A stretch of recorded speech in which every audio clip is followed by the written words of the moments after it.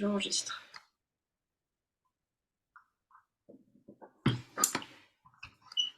Hop là. Alors, quel est le premier jeu que je vais vous présenter? Donc, sachant que les résultats du sondage, là, pour l'instant, il y a 22 personnes qui ont répondu.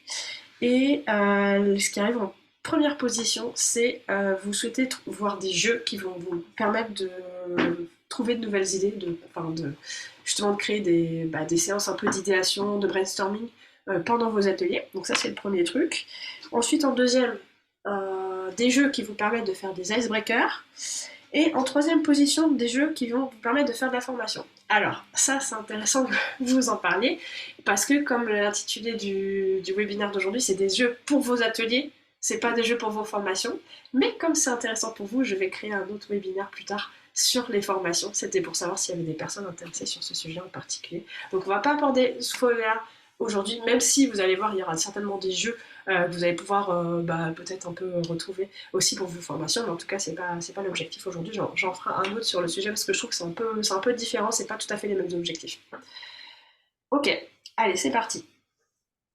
Premier jeu. Pictit. Qu'est-ce qu'il connaît?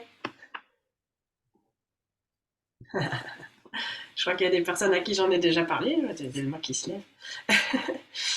Alors, c'est quoi ce jeu? C'est un jeu avec des petits pictos, comme ça. Tac, je vous montre un petit peu. J'espère que vous voyez bien. En plus, on tombe sur celui-là, super. Hop. Donc, c'est des petits pictos, comme ça. Et moi, donc, j'utilise ce jeu, alors, en icebreaker, déjà, pour commencer. Donc, par exemple, je crois de mémoire, il y a à peu près 80 cartes, quelque chose comme ça. Donc, en fait, je les étale, comme ça, sur une table. Et puis, je dis aux personnes, voilà, vous choisissez la carte qui vous permettra de vous présenter. Donc, par exemple, je sais pas, il peut y avoir une personne qui prend cette carte-là et dit moi je suis en train d'essayer d'arrêter de fumer, voilà, donc du coup, enfin voilà, ça peut être une anecdote, ou bien moi je suis fan, je sais pas, de Buffy contre les vampires, voilà, ça peut être des choses comme ça. Et donc, ça permet voilà, de faire une petite présentation un petit peu légère pour commencer une séance. J'aime bien ces cartes-là parce qu'elles sont assez simples, elles sont faciles à prendre en main. Je les utilise aussi, c'était aussi quelque chose que vous souhaitiez voir pour faire des séances de créativité. Donc je fais de l'idéation contrainte avec. Donc c'est-à-dire qu'en fait, cette fois-ci, au lieu de demander aux gens de choisir une carte, je leur propose le paquet et je leur dis, bon ben voilà, on tire au hasard une carte. Tac, ah, c'est celle-là que vous avez. Bon ben décidément, on a de la chance aujourd'hui. C'est celle-là que vous avez. C'est celle-là que vous avez. Du coup, à quoi ça vous fait penser? Euh, et du coup, avec quoi vous pouvez trouver des idées avec ça. Donc ça me fait penser à la cuisine, donc du coup, voilà, qu'est-ce qu'on pourrait cuisiner, etc. Un petit chat, à quoi ça vous fait penser? Ça peut être voilà, quelque chose qui est paisible, qui dort beaucoup, enfin voilà, ça peut voilà, trouver des idées comme ça. Ces techniques-là, je les utilise aussi avec les cartes Dixit. Donc, j'ai pas prévu que ça compte dans les 7 jeux parce que je pense qu'il y a quand même beaucoup de personnes qui les connaissent, même si elles sont géniales. Mais en fait, elles sont un peu différentes des Pictit parce qu'elles sont un peu plus complexes. Donc, moi, les Pictit, j'aime bien vraiment pour, pour des publics aussi qui ont un peu peur des Dixit parce que les Dixit, elles sont assez chargées, il y a quand même beaucoup de choses dessus. Donc là, c'est l'édition numéro 7, la révélation. Bon, moi, je les trouve très belles, elles sont très lumineuses, elles sont un peu moins dark que certaines collections qui sont un peu plus, voilà, un peu plus dures encore. Euh, En tout cas, j'utilise pour les mêmes besoins. Sauf que les cartes Dixit, vous voyez, il y a quand même beaucoup de détails. Donc en fait, là où ça va aller assez vite avec les Pictit, parce qu'il y a juste un picto et ça peut aller très vite, là, les Dixit, en fait, les gens, ils vont aller voir dans les détails. Ils vont aller voir, ah oui, là, il y a la flamme, et puis il y a les petites fleurs, et machin. Donc, du coup, ça va permettre d'aller beaucoup plus loin et de creuser un peu plus le sujet. Mais je trouve que certaines personnes ont parfois un petit peu peur d'utiliser ces cartes-là. Parce que du coup, il y a beaucoup de détails, ça fait un peu artistique, un peu perché, enfin c'est un peu péjoratif, mais il y a des personnes à qui ça peut faire peur en fait.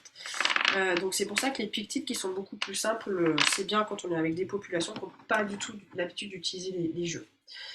Mais voilà, les Dixit sont très bien et j'utilise de la même manière en icebreaker. Vous choisissez la carte qui vous plaît, etc. Voilà. J'aime bien cette collection. J'ai beaucoup comparé quand j'ai dû acheter un set. J'ai beaucoup comparé et j'ai choisi cette collection parce que je trouve qu'elles sont un peu plus lumineuses. Et voilà, j'aime bien le graphisme. Il y a aussi la collection qui est pas mal aussi, c'est la collection anniversaire qui fait un mix de plein de collections et ce qui permet aussi voilà, d'avoir un peu tous les styles de graphisme. Voilà. Hop, donc voilà. Ça, c'est des Dixit. C'est assez connu, mais je voulais quand même vous en parler parce que je trouve qu'on rentre bien dans le détail. Et puis des fois, en fait, quand les personnes commencent à parler et qu'ensuite elles voient des détails qu'elles n'avaient pas vus, dire par exemple, ah tiens, j'avais pas vu, là les échecs, ça me fait penser à ça, etc. Et du coup, en fait, quand elles commencent à parler et à parler de, par exemple, c'est quoi votre ressenti sur le projet, voilà, quel est votre retour par rapport à cette thématique-là, et que la personne choisit, parfois elle va plus loin que ce vers quoi elle est allée dans un premier temps, et elle peut ensuite creuser plus le sujet. Est-ce que tout le monde va bien? Ça va? Ok. On continue? Allez. Alors, désolé hein, pour les personnes qui les ont déjà vues, hein, mais voilà. Ces cartes-là, que j'utilise beaucoup. Donc, les 52 personnages qui ont marqué l'histoire. Donc, comme son nom l'indique, hein, c'est des personnages. Hop. Et donc, vous avez tout un tas. Ah bah, décidément, on a trop de chance aujourd'hui. On dirait que j'ai fait exprès de mettre les super cartes en avant. Donc, vous avez tout un tas de personnalités. Bon, la plupart sont plutôt des personnalités positives, on va dire. Bon, sauf celle-là. Et celle-là, peut-être aussi. Hein. Bref. Vous avez tout un tas de personnalités. Et je sais pas combien il y a de cartes. Il y en a. Bah oui, 52, je suis bête. C'est marqué sur la boîte. Hop. Donc 52 personnalités. Et donc là, c'est pareil en fait. En icebreaker, c'est assez pratique. En fait, je les étale et puis j'en dis, bah voilà, est-ce que vous pouvez choisir un personnage qui vous parle en particulier, une personne que vous admirez, voilà, ce genre de choses. Et en fait, ce qui est pas mal, c'est que si on connaît pas bien la personne, eh ben, derrière, on a une petite bio. Donc ça, c'est assez cool. Parce que du coup, ça permet déjà de connaître un peu mieux la personne. Et puis ensuite, si on est sur un personnage voilà, qu'on connaît pas trop, ben, on peut un petit peu creuser le sujet et apprendre des trucs supplémentaires. C'est déjà arrivé que pendant la nature, on disait ah tiens, je savais pas cette personne, c'est intéressant, je trouve ça bien. Donc ça peut être en icebreaker, encore une fois, de choisir une carte. Et ça peut être également, par exemple, je ne sais pas si vous faites des ateliers design ou des choses comme ça où il faut faire des personas. Mais ça peut être pas mal aussi pour inspirer des personas. Avoir des caractéristiques, ça peut être simplement, ça peut être par exemple piocher à hasard et puis aller voir la petite bio derrière et puis dire bah tiens, qu'est-ce qu'il y a dans la bio que vous pourriez retenir sur cette personne pour mettre dans un persona par exemple. Ou si votre service ou votre produit il était designé pour quelqu'un, ce serait pour qui? Et du coup, ça serait peut-être une des personnalités qui est là. Et du coup, il existe aussi la version avec les femmes. Parce que là, il y a quand même beaucoup d'hommes en fait dans le set de cartes là, que je vous ai montré, les 52 personnages. Et donc là, c'est que des femmes. Et alors, ce qui est assez marrant, enfin, je sais pas si c'est marrant, mais c'est que moi, franchement, j'ai compté un peu quand j'ai regardé le paquet. Et il y avait franchement facile un tiers des personnes dont je n'avais jamais entendu parler. Donc bon, c'est assez triste hein, parce qu'au final, il y a pas mal de personnes qui ont été effacées de l'histoire, enfin des femmes, je veux dire. Euh, et donc ça permet justement ce jeu-là aussi de faire connaître potentiellement des personnalités qu'on ne connaît pas parce que du coup, on n'en a jamais vraiment parlé. Et donc après, c'est le même principe hein, que notre jeu de cartes. Hop, derrière, on a la petite bio, tout pareil. Et on a des personnalités plus ou moins récentes. On a quand même Emma Watson. Enfin, voilà, on a quand même ça, un large panel de personnes, de femmes, ouais, du coup. Et, euh, Et je le trouve assez cool et je l'utilise aussi, je suis aussi facilitatrice de l'atelier des 1000 pas, qui est un atelier qui permet de parler de l'égalité femmes-hommes au travail. Et du coup, ça, en icebreaker, c'est super parce qu'on est typiquement dans la thématique voilà, sur les femmes. Donc voilà, si vous avez des sujets spécifiques là-dessus sur les femmes ou si vous parlez d'inclusion, enfin sur des sujets un peu comme ça peut être sympa justement d'avoir ce petit jeu de cartes. Hop, donc voilà. Est-ce que tout le monde va bien? Pictite, je lis au buffalo dans le menu enfant. Sérieux, trop bien dans le menu enfant. Ah ben ça c'est un bon cadeau. Très bien, ouais, 52 femmes, ça c'est les 2 jeux que je vous ai montrés. Alors, qu'est-ce que j'ai d'autre? Je lis un peu vos commentaires. Hop.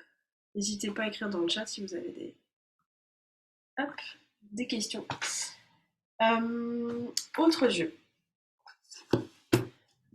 Il en existe d'autres sur les émotions. C'est un jeu avec des émotions dessus. Donc moi j'ai celui-là. Mais il y en a d'autres. Il y a notamment les films cartes qui sont sur le site Souris et vous jouez. Qui sont très bien. Je les ai en version numérique. Ils avaient été offerts pendant le Covid.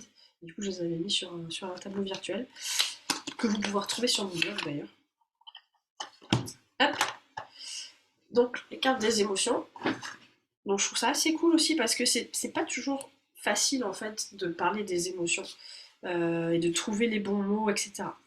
Donc je pense que c'est pas que des émotions, mais en tout cas c'est des états d'être, on va dire. Déterminé, épuisé. Hop.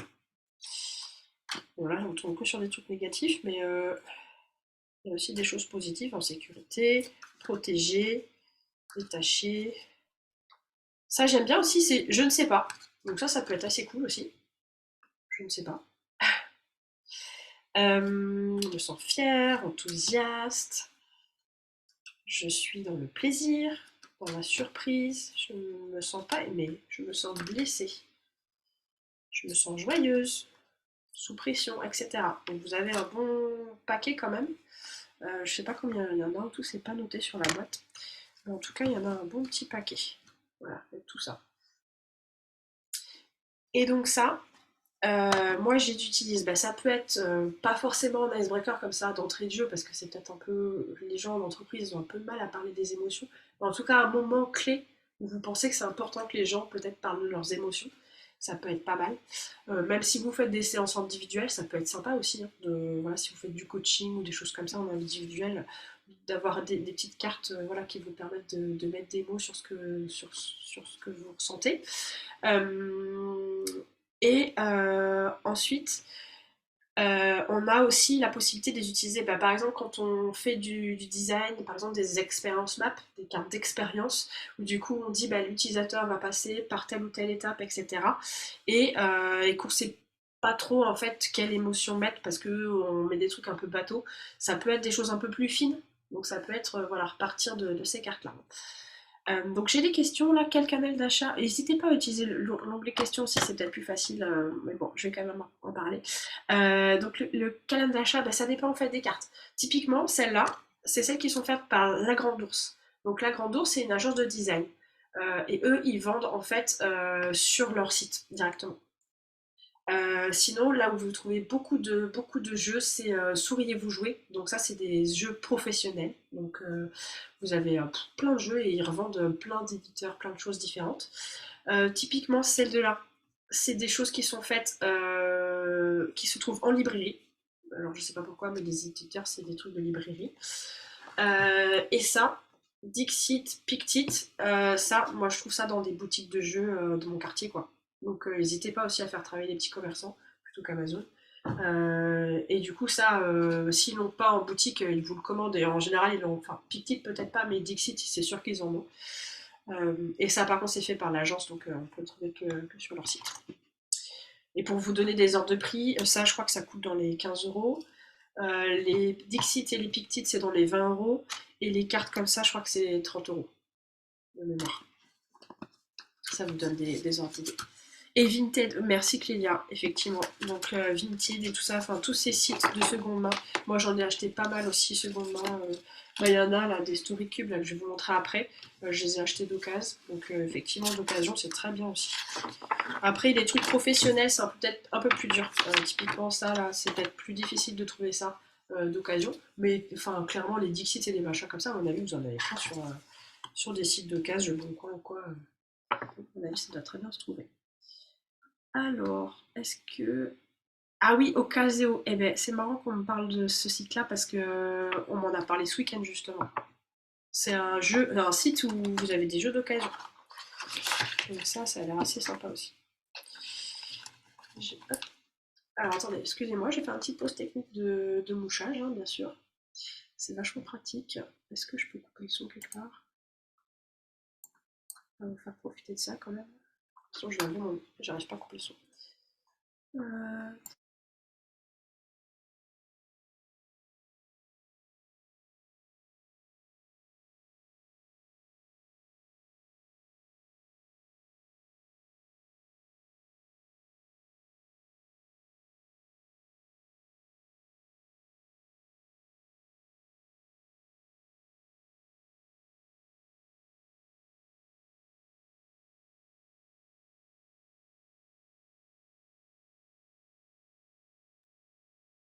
On t'entend plus du coup, Carole, t'as coupé ton son, mais tu l'as pas remis. C'est bon, vous m'entendez là? C'est bon. Ouais, pardon. En fait, comme je disais,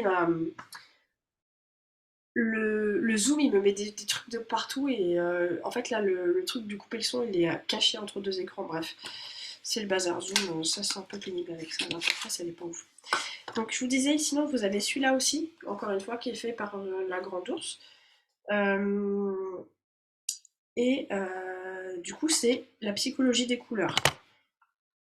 Alors j'avoue je l'utilise pas souvent mais en fait je me suis dit ça peut être super cool de l'utiliser dans des contextes un peu différents de ce qui est proposé. À la base, c'est un jeu qui est fait pour trouver un peu les couleurs de votre charte graphique ou des choses comme ça. À la base. Et du coup, il vous explique un peu les couleurs complémentaires, les règles qu'il faut respecter pour que ce soit harmonieux, etc. Donc vous avez tout un tas de petites cartes comme ça qui vous expliquent un peu le cercle chromatique, c'est quoi les camailleux, l'harmonie des quatre tons, les couleurs chaudes, les couleurs froides. Donc vous avez tout un tas de petits tutos comme ça qui vous expliquent comment est-ce que vous pourriez utiliser ces couleurs-là, par exemple, dans une charte graphique. Donc ça c'est bien, je pense, quand on est designer graphique, moi c'est pas mon cas. Euh, Mais du coup, ce que je trouve cool, c'est que sur ces cartes-là, et bien derrière, on a justement les représentations. Donc par exemple, jaune vif, on a ce que ça représente. Donc les représentations positives, c'est par exemple l'éclairage, la joie, la chaleur, l'animation, l'amitié, etc. Et les négatives, c'est par exemple la lâcheté, la traîtrise et le risque. Donc c'est assez intéressant et je trouve et donc il y a ça sur chaque carte. Et du coup, je me dis, en fait, ça peut être super pour être utilisé, par exemple, pour donner pardon, une ambiance sur une marque ou enfin, un produit sur lequel vous êtes en train de travailler, par exemple, et se donner une espèce d'ambiance en repartant justement peut-être des, des caractéristiques justement qu'il y a derrière, des adjectifs. Donc se dire, bah tiens, moi, ce produit-là, j'imagine plutôt vert feuillage parce que justement, ça représente la nature, la vie, la croissance, etc. Et ça peut être un peu des thématiques et des choses qu'on pourrait utiliser. Un peu comme si c'était des valeurs en quelque sorte, parce que c'est pas des valeurs. Bon, j'ai aussi le carte des valeurs, mais je trouve que c'est assez intéressant de tourner un peu ce jeu pour ça aussi. Le sens des couleurs, il y a un livre génial, le petit livre des couleurs. Ah, merci Olivier.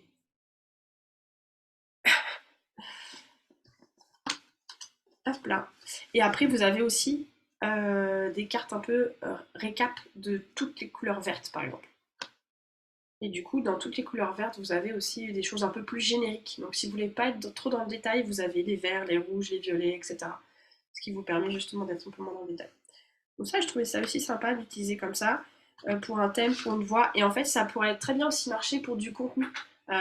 Clairement, dire, mais en fait, moi, mon contenu, j'ai envie que ça représente la sérénité, la fraîcheur, le goût. La façon dont on va écrire, donc dont on va s'exprimer auprès d'un public, bah, ça peut typiquement émerger de ce type de carte. Se dire, bah en fait, j'ai envie que ça, la façon dont je vais m'exprimer auprès de mes personnes, ça reflète l'élégance, la confiance. Donc ça peut donner des adjectifs et des choses qui viennent voilà, faire émerger des choses.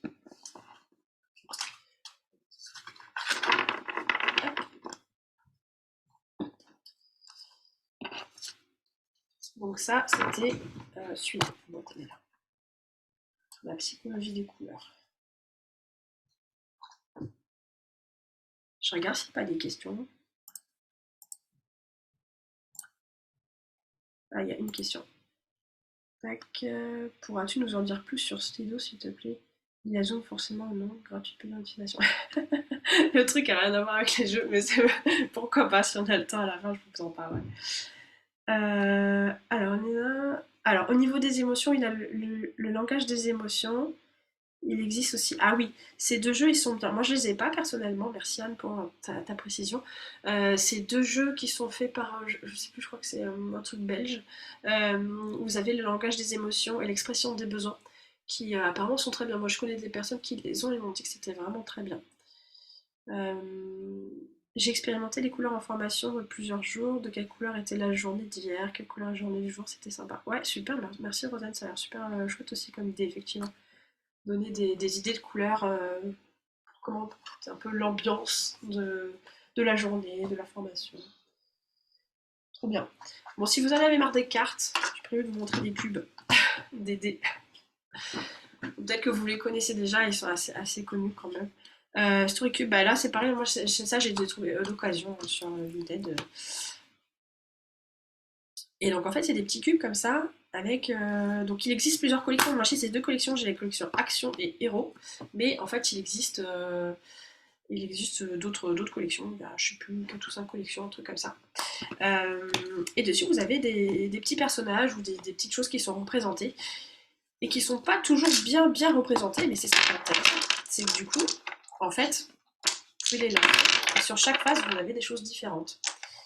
Et on sait, bon, des fois on voit à peu près ce que ça peut être. Oups, je sais pas si vous voyez bien. Une espèce de petit bonhomme qui fait des haltères là. Après, des bonhommes qui se tiennent la main, qui montrent un truc.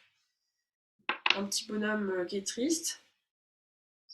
Et après, vous avez des choses, pas que avec des bonhommes, vous avez des choses un peu plus conceptuelles où on sait pas trop ce que c'est. Genre ça,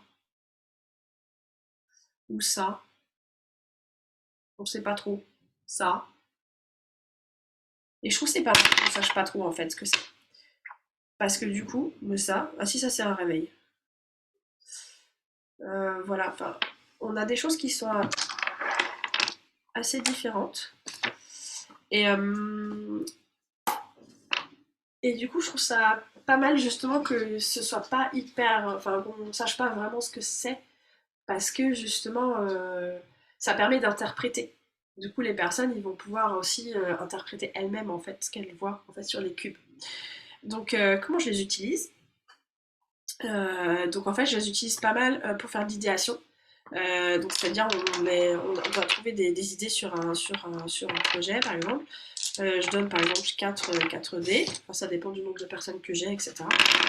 Les personnes lancent les dés et puis doivent composer une petite histoire ou voilà, se dire bah tiens, ça me fait penser à ça, bah non, je vais mettre ça d'abord. Et puis voilà, ils vont pouvoir comme ça composer une petite histoire. Donc ça permet aussi de faire un peu de storytelling, justement de raconter une histoire sur, sur un sujet en particulier. Donc aller voir un cran plus loin et avoir cette espèce de frise chronologique de comment va avancer l'histoire.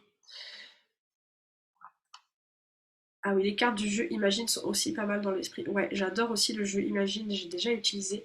Et ça permet aussi de faire ouais, du storytelling. Les jeux Imagine, en fait, c'est dommage, je l'ai pas là dans le bureau, je l'ai chez moi.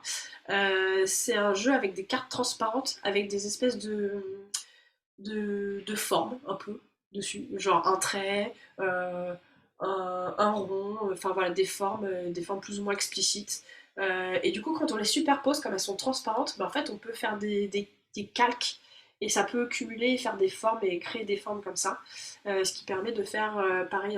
Moi, j'avais utilisé pour faire ça, pour faire un genre de storyboard Donc on ne sait pas dessiner, et puis ça permet justement de créer des petites histoires comme ça.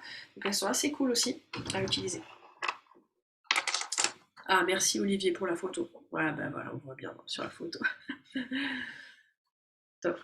Et c'est assez sympa aussi. Donc voilà, comme j'utilise les story cubes, donc vraiment ce que j'aime bien, c'est que c'est pas des choses qui sont très interprétables, mais en fait, au final, un peu comme les Dixit, hein. Dixit, on peut imaginer un peu ce qu'on veut dedans, on voit ce qu'on veut dedans. Bah là, c'est un peu pareil. Et du coup, le côté aléatoire aussi. Le côté aléatoire, je lance et je sais pas sur quoi je vais tomber, quoi. On va voir. Et du coup, avec ça, il faut que je compose. Donc ça, je trouve ça pas mal. Ça change un peu des cartes aussi. C'est pas forcément très encombrant, ça prend pas trop de place, c'est pas trop lourd.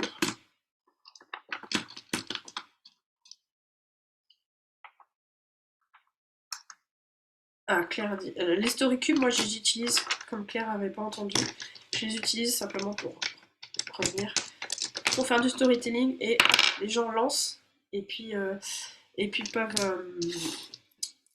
peuvent justement créer une petite histoire avec ça pour trouver de nouvelles idées. Et j'avais entendu aussi, je sais plus qu'est-ce qui m'avait dit ça, mais d'utiliser un dé. Moi j'ai jamais fait, mais je pense que ça peut être intéressant de le tester. Un dé et je dois me présenter avec ça. Donc là, bon courage, je sais pas comment je peux dire. Je suis nulle au tennis, voilà. Vous savez. J'arrive pas. Ok, donc ça c'était les Story Cubes. Ensuite, alors j'ai pas d'action chez eux, hein, mais je trouve que leurs cartes sont vraiment bien. Donc encore un jeu de cartes de la Grande Ourse, mais un peu différent, un peu moins peut-être grand public, mais je le trouve vraiment intéressant. Je l'ai reçu là récemment, et parce qu'il était en vente dans une campagne Ulule là qu'ils ont fait, donc c'est le tout dernier jeu là qui est sorti. C'est sur le design inclusif. Donc en fait, comment est-ce qu'on peut euh, penser à toutes les personnes quand on conçoit un nouveau service par exemple. Et donc en fait, sur les cartes, vous avez tout un tas de caractéristiques. Est-ce que tu as pensé à la taille? Est-ce que tu as pensé à la corpulence de la personne? Est-ce que tu as pensé à ce que la personne soit droitière, gauchère? Est-ce que tu as pensé à son âge, sa situation familiale, je sais pas, son orientation sexuelle, son identité de genre, etc. Donc ça, c'est un peu des caractéristiques. Vous avez des cartes caractéristiques qui sont orange comme ça. Et après, vous avez aussi des cartes, donc là, c'est toutes les cartes caractéristiques à ce paquet-là. Et vous avez des cartes facteurs externes. Qui là, est-ce qu'il y a des situations de gêne physique? Est-ce qu'il y a des environnements justement imposant une contrainte? Est-ce qu'il y a des conditions météo? Est-ce que, par exemple, il y a une connexion Internet, etc.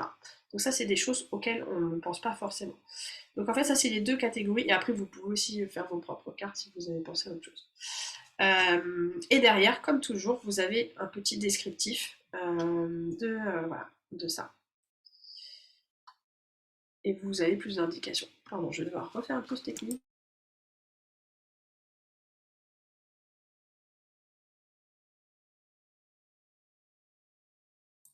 Hop, c'est bon. Donc voilà, et donc vous avez les informations, par exemple sur l'âge, les chiffres. Donc ça c'est cool parce que vous avez des chiffres clés. Donc par exemple, plus de 11 millions de Français et de Françaises sont âgés de moins de 15 ans en 2023. Plus de 12 millions de Français et Françaises sont âgés de plus de 65 ans en 2023. Donc ça donne des chiffres clés pour savoir un petit peu les chiffres où on se situe. Et après des informations, par exemple, l'âge peut impacter les capacités cognitives, les compétences techniques ou les préférences d'un ou d'une utilisatrice, pardon. Qu'il s'agisse d'enfants, d'adolescentes, adultes ou personnes âgées, il est crucial de connaître celle-ci pour adapter son produit à ces facteurs. Voilà, ça peut être ce genre de choses. Et voilà, vous avez à chaque fois des informations sur, le critère en question. Donc c'est pas mal en fait, par exemple, là encore une fois, si vous avez des personas à faire, où vous devez faire une expérience map par exemple sur, tiens, moi dans mon cadre de travail, il faut faire attention aux normes culturelles, etc. Donc c'est des choses auxquelles on ne pense pas forcément. On est toujours en train de penser aux gens qui nous ressemblent, etc. Et on a du mal parfois à sortir un peu de ce spectre. Et donc là, en fait, d'avoir un petit jeu de cartes qui vous permet d'y penser, c'est quand même assez cool. Euh, Sachant qu'il y a d'autres jeux de cartes auxquels je pense. qui est virtuel celui-là. C'est Cards for Humanity, où en fait on peut taper aléatoirement, elles sont en anglais par contre. Mais y a pas tout ce descriptif là, c'est juste, en gros, ça tire au hasard des caractéristiques, comme par exemple une personne qui a un déficit de l'attention ou des choses comme ça, qui tirent au hasard. Et ça vous donne des indications supplémentaires, enfin, des idées supplémentaires. Donc voilà. Et après, avec les cartes Grand Ours, il y a toujours un set. Moi, je m'en sers pas vraiment, mais enfin, en tout cas, là, si, là, il y a des sets avec des sources. Donc ça, c'est cool. Vous avez des sources. Après, vous avez toujours un petit mode d'emploi comme ça là. Pourquoi utiliser les cartes? Hop. Et après, par contre, là, vous avez toujours la présentation des experts qui existent dans les métiers du design. Oula, ça ne focus plus. Hop. UX stratégiste, UX designer, UI designer, directeur artistique, directrice artistique, UX writer, etc. Donc en fait, vous avez un peu les métiers qui existent et ce que ça fait. Donc si jamais vous, c'est des métiers qui vous intéressent, ça peut être pas mal aussi d'avoir des petites fiches là-dessus. Moi, je m'en sers pas, mais et encore que je pourrais m'en servir en formation. Mais, voilà. Hop. Tac. Donc ça, c'était celui sur le design inclusif. Hop, est-ce qu'il y a d'autres remarques? Quels sont les différents contextes dans lesquels ces cartes sont les plus pertinentes à être utilisées? Est-ce que Michel, j'ai répondu à ta question ou pas? Parce qu'avec ce que je viens de dire. Moi, je les ai pas encore utilisés parce que je viens de les recevoir, mais je les utiliserai bien. Bah là, moi, je pense que je vais plutôt les utiliser en formation parce que je fais surtout de la formation.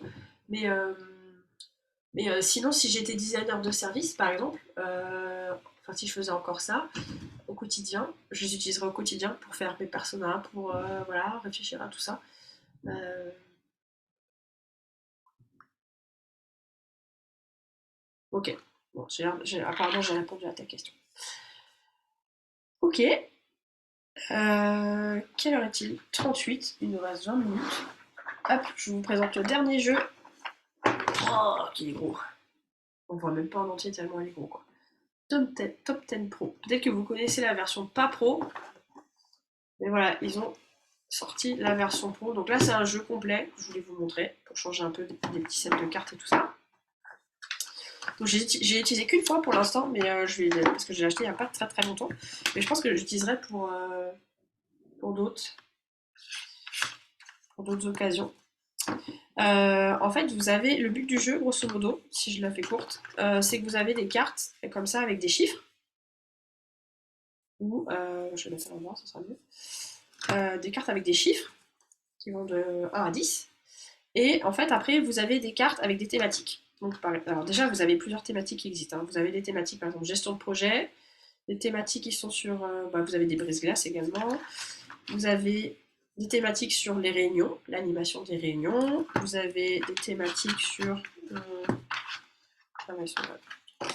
la vie d'équipe, par exemple aussi, cohésion d'équipe, etc. Et dessus, vous avez des affirmations, enfin des questions qui sont posées. Par exemple, gestion de projet, gestion de crise. Et là, vous avez par exemple, imaginons ça, cette situation. Vous êtes patron ou patronne d'une chaîne de café qui est directement mise en cause pour des problèmes de racisme avérés avec des diffusions de témoignages sur les réseaux sociaux. Quelle stratégie adoptez-vous dans ce contexte? De pas du tout pertinente à très appropriée. Et donc là, en fait, ce que vous devez faire, c'est que du coup, distribuer au hasard en fait ces cartes-là. Donc par exemple, je sais pas, on joue à 4. Et il faudrait que je prenne avant, du coup. Bon, enfin, disons qu'on joue à 10. Et en fait, chaque personne va avoir face cachée un chiffre. Donc par exemple, moi j'ai le chiffre 7. Et je dois dire en fait, je dois faire une proposition qui est 7, c'est très approprié. C'est plutôt dans la partie très appropriée. Par exemple, ça va jusqu'à 10. Donc là, si j'ai chiffre 1, je vais plutôt être sur pas du tout pertinente. Et si j'ai chiffre 10, je vais plutôt être dans le très approprié. Comme moi j'ai chiffre 7, il faut que je sois très approprié, mais pas trop. Il ne faut pas que je sois en 10 parce qu'en fait, il y a une autre personne qui a le numéro 10. Et donc, je dois faire une proposition. Et après, il y a une personne qui va être nommée captain, qui va être la personne qui va devoir décider et dire dans l'ordre. Elle va dire, bah, toi, je pense que tu es numéro 1, toi, je pense que tu es numéro 2, toi, je pense que tu es numéro 3, etc. Et donc, ça va mettre dans l'ordre, en fait, les propositions qui ont été faites. Et ce que ça permet, c'est ça permet de discuter, de dire, bah, non, moi, je pense que là, pourquoi t'as mis ça en 10? Mais c'est pas ça, moi, j'aurais pas dit ça, j'aurais plutôt fait ci, fait ça comme proposition. Et du coup, ça permet de discuter justement sur des propositions qui sont faites sur le sujet en question. Je sais pas si c'est clair ce que je suis en train de dire. Par exemple, cohésion d'équipe. Vous venez d'être recruté dans une nouvelle entreprise. Comment vous y prenez-vous pour mieux faire connaissance avec vos collègues? De la méthode très basique à la méthode très astucieuse. Donc en fait, voilà, ça permet justement de trouver des idées sur un sujet qui est proposé là par le jeu et de les classer dans un ordre qui est plus ou moins intéressant. Et après, vous avez des jetons, si vous voulez aller jusqu'au bout du jeu, vous avez des petits jetons comme ça, des petits cacas et des petites licornes. Où en fait, si vous arrivez à bien répondre dans le bon ordre, vous avez une petite licorne. Si jamais vous avez petit caca, ben, vous perdez des points. Et au bout de je sais plus X petit caca, ben, en fait, vous avez perdu la partie, quoi. Et du coup, je me disais, j'avais bien envie de réutiliser ces petits jetons que je trouve marrants dans un autre cadre, par exemple, pour voter sur un truc, dire ah non, ça je suis pas d'accord, ça je suis d'accord, enfin voilà. Il n'y en a pas des masses, mais je me dis sur un petit groupe, ça peut être marrant.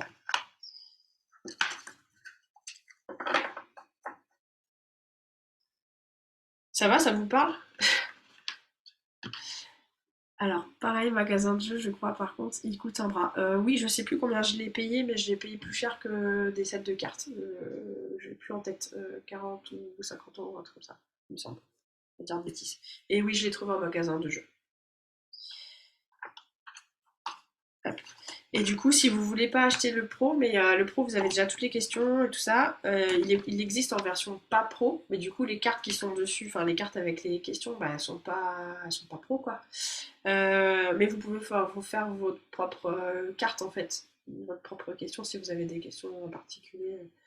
Et du coup, je crois que le pas pro il est moins cher.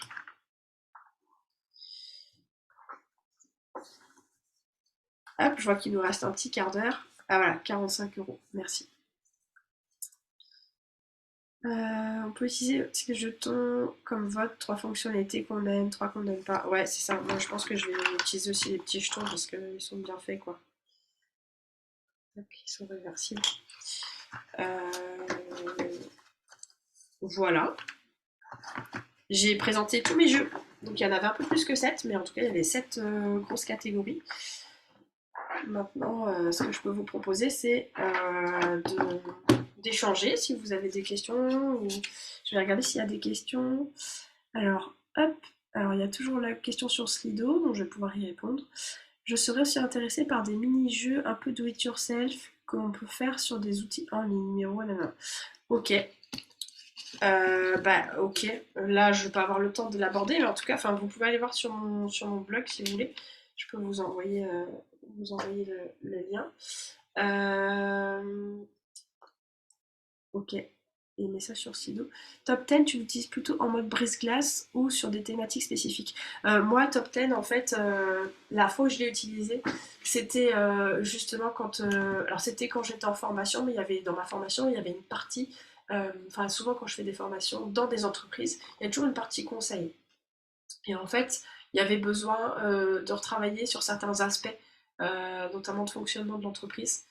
Du coup, c'est dans ce cadre-là que je l'ai utilisé.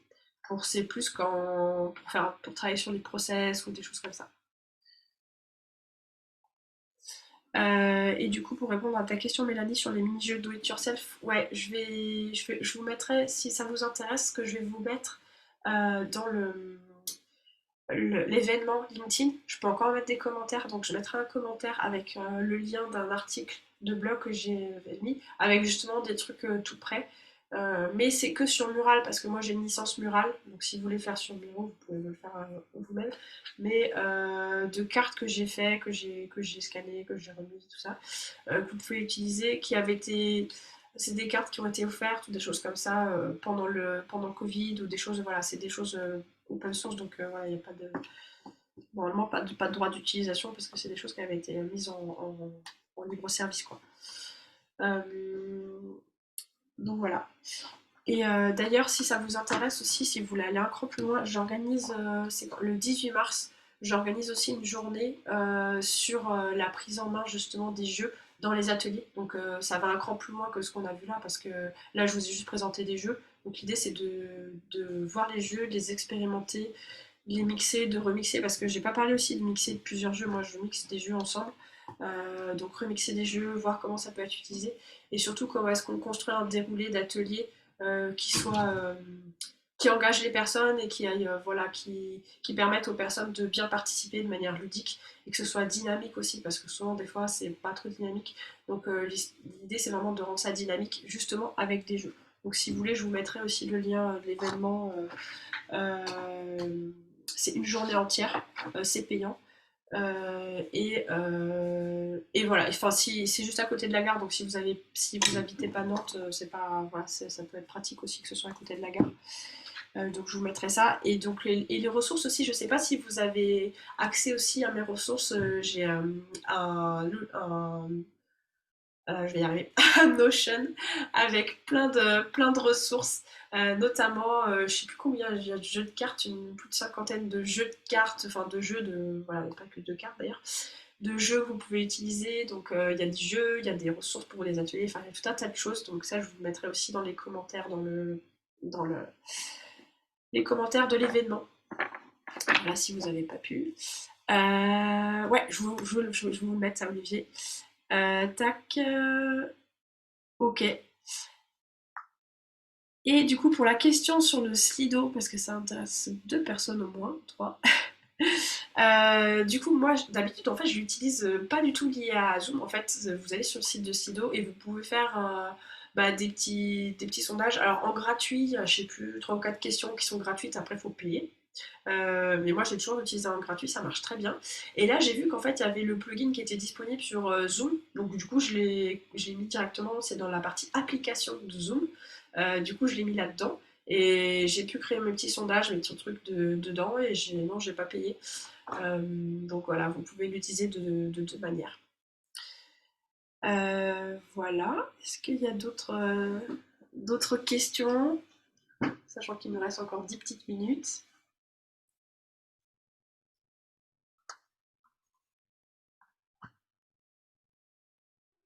N'hésitez pas sur le chat ou à prendre la parole si besoin. Je vais peut-être couper la vidéo comme ça. Comment on fait?